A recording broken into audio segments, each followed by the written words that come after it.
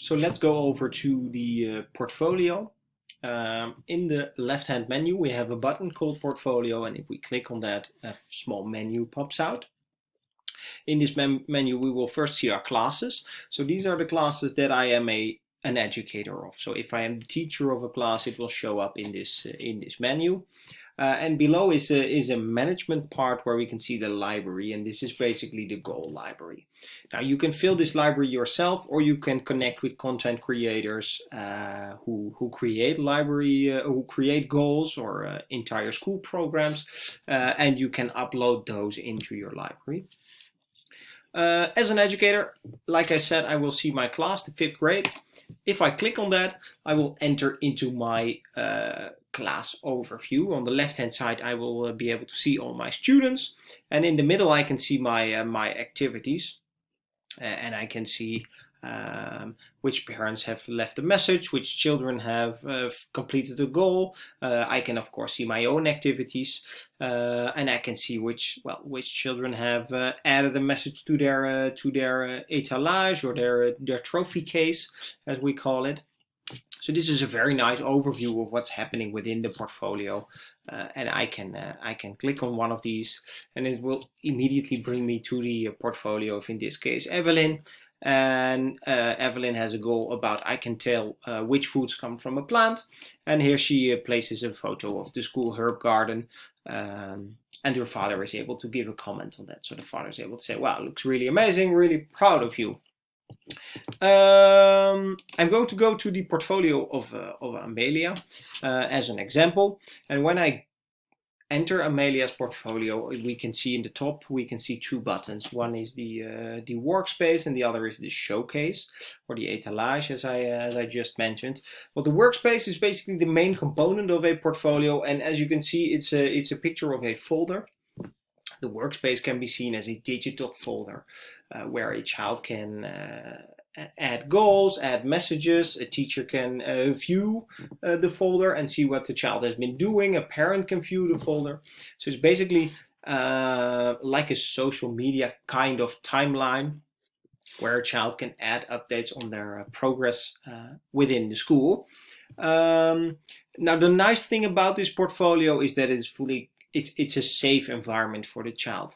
Now, what does that mean? The only people that have access to the workspace of the child is the teacher, the parent or parents, and the child itself. So it's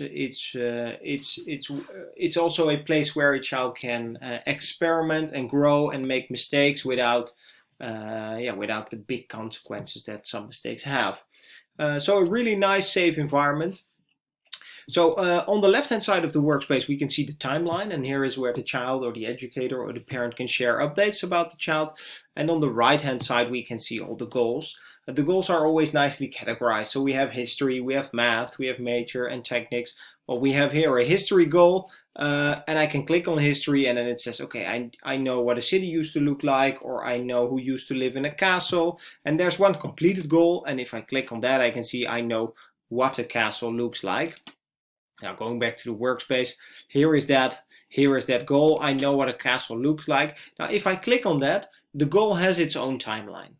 In this case, it's only one message, so it's not really interesting. But if you have a bigger goal or a team week or a week planning where the kids are asked to update their planning regarding the work they do in the week, you get a really nice overview of all those messages within a goal, which are shown within the goal, but also on the workspace.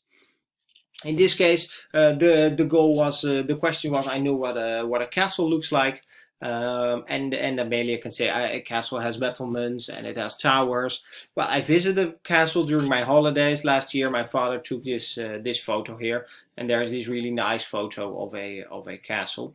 And again, there is a comment from the parent, in this case Philip, which is wow, what a lovely day that was, and me as an educator, I can say wow, that's a great answer and a beautiful photo, and you can see in the top right corner that this goal has been completed. Now, a nice thing to note is that this goal has a little heart symbol, and that's a feature only for the children. Only the children are able to say, "Hey, I would like to like this update or like this goal. Now what that does is it creates a showcase. Again, we only have one update here, but the showcase becomes a space where children can add updates that made them proud, or where they learned a lot, or where they were really happy. And this is really a nice place to go to as a parent or as an educator when you want to sit down with a child and talk about school and the education. The showcase is a really nice place to go to and just ask a child, wow, you've added these things to your showcase recently. What did you like about them? Why did you like it? It's a really nice way of starting a conversation with the child about their education in the last couple of weeks or last couple of times. Now, what I can do here is I can create a new goal. I can do that on the level of a child, so I can write a new goal. A goal always has a title. It's linked to a category, which might be history or math or any other category you create. A goal always has a description, and then optional are attachments. So with the corona pandemic, we saw that a lot of children had to work from home, but it's possible to add like a video or an instruction video to the goal, where as a teacher you can give some explanation about the situation and how to approach it, and the child can make it. Furthermore, I can add text fields, and these are basically open questions. So in a goal, I can ask a child, what did you like about the goal? What did you ask someone for help? Or I can go really the educative route, and I can ask questions like, what is 5 times 5? Or what is 1 plus 1? Stuff like that.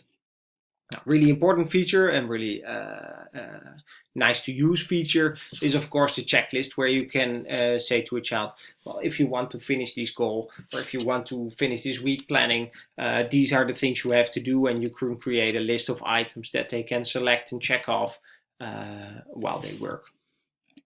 So again, I can add a goal to a child specifically, I can create a new goal, or I can take a goal from my library. And here we have my library. I can see in history we have 6 learning goals. I can open this up, and then there can be subcategories. So you can either have living, I know what a castle used to look like, we just looked at that one, but we can also have working, and there it says, well, I know a number of professions from the past that no longer exist. Well, these goals are created by a Dutch content creator and translated by me for the example, but this is really where you can be creative yourself, or where you can add goals that the children are already working with, because we can make a nice and easy connection with existing publishers and add the goals to the portfolio for you in a very easy way. But I specifically said you can add a goal to a single child, but of course you can also add a goal to an entire group. If I go to my my 5th grade page again, I land on the activity page. And here in the top I have a few other tabs, including the library, which we will show you in a bit. But the one we're talking about now is of course the group goals. And when it comes to group goals, I have added a few. I can tell which food comes from plants, which we just saw in the portfolio of Evelyn. If I open that, I can see, hey, this goal has been given to 12 students, and it's open for 11 students, and we can see that only Evelyn has completed the goal.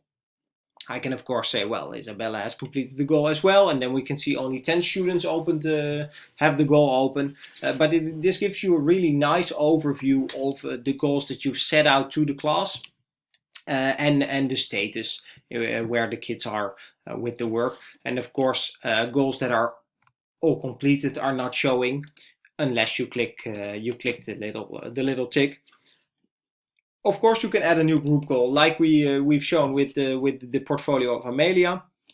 But instead of going to the creation of the goal immediately, we first can select the children. Well, I've selected all, but you could make a selection of your own with just a few children.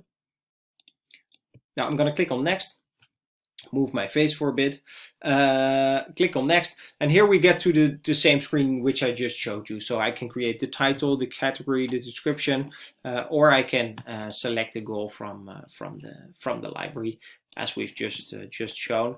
And then this goal is given to all the children in the class, or all the children that you have selected, and you get a nice little overview like I've just shown you. Well, this overview gets a little nicer if we go to the group overview. I can see open goals by category. So in our example, we have 3 categories, and I can see how many goals are open for which categories in the school. And if I go a little bit lower, I can see a nice overview with the scores of the children. Well, in this case, I can see that almost everyone hasn't done any work yet, except for Amelia and Evelyn. Of course, this is our example portfolio, and we can see that Amelia finished the goal for history, and Evelyn finished the goal for nature and technique.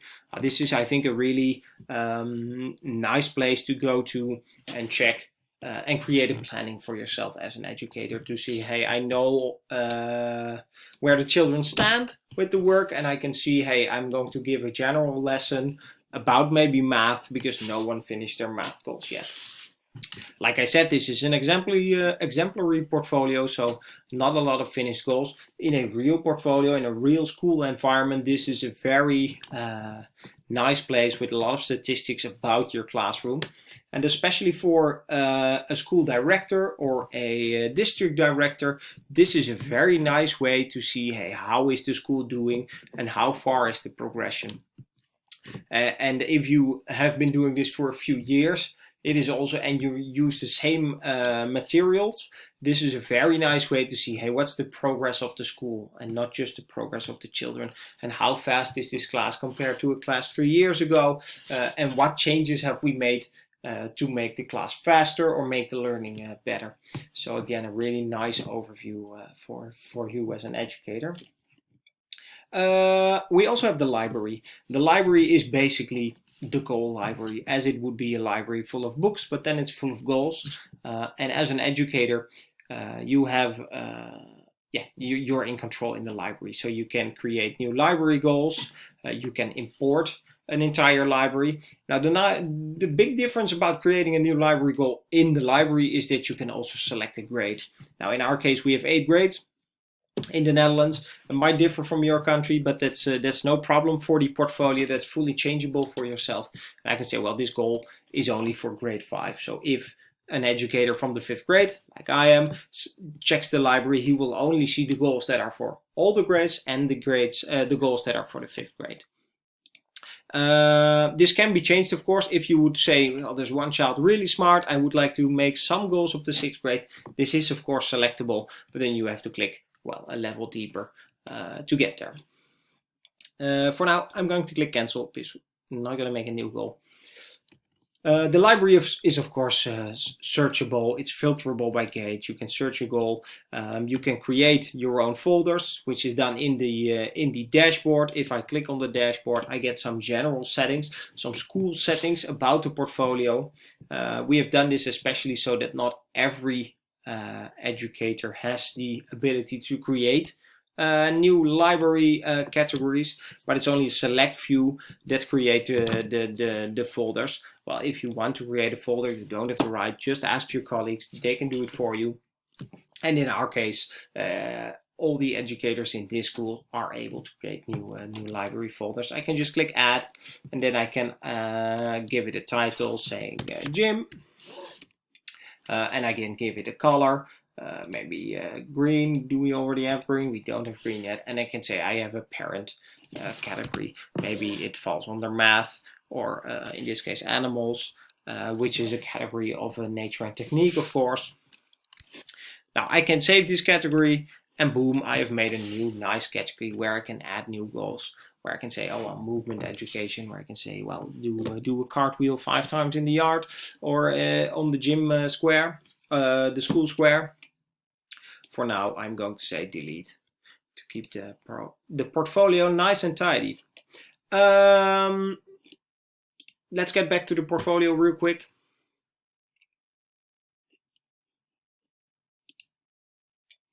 The 5th grade. So as a small overview, what is the portfolio? The portfolio is a place for a child to learn. It is a place where a child communicates to the teacher and to the parents, hey, this is what I'm working on, this is what I'm struggling with, this is what comes easy to me and what I finish fast. So it's a really nice overview of what's happening within the school. And instead of a child coming home and a parent asking, how was it at school? A parent can say, hey, welcome home. I've seen you learn something about castles today. Please talk about it, blah, blah, blah. So you really give the parent and the teacher, but more so the parent, the ability to really get connected to the education of the child. And really help a child in growing education and help an educator or a teacher with supplying the learnings for the children. And as a child, you will really be able to see, hey, or as a parent, you will really be able to see, hey, this is what my child is working on, and this is what my child's good at. And from some enquetes we did, we can really see that the children really like that the parents are able to say, hey, job well done, this looks really nice. They really like the small compliments that the parents give on the education, and this is something that we feel will grow the education of a child immensely. So this is a very small overview of our portfolio. If you would like to know more, I would love to explain more to you. If you would like to know more of the portfolio in combination with the school app or with the school website, we can all integrate it so that it seamlessly works together. Please get in contact with me or one of my colleagues. For now, thank you very much for watching, and have a great day.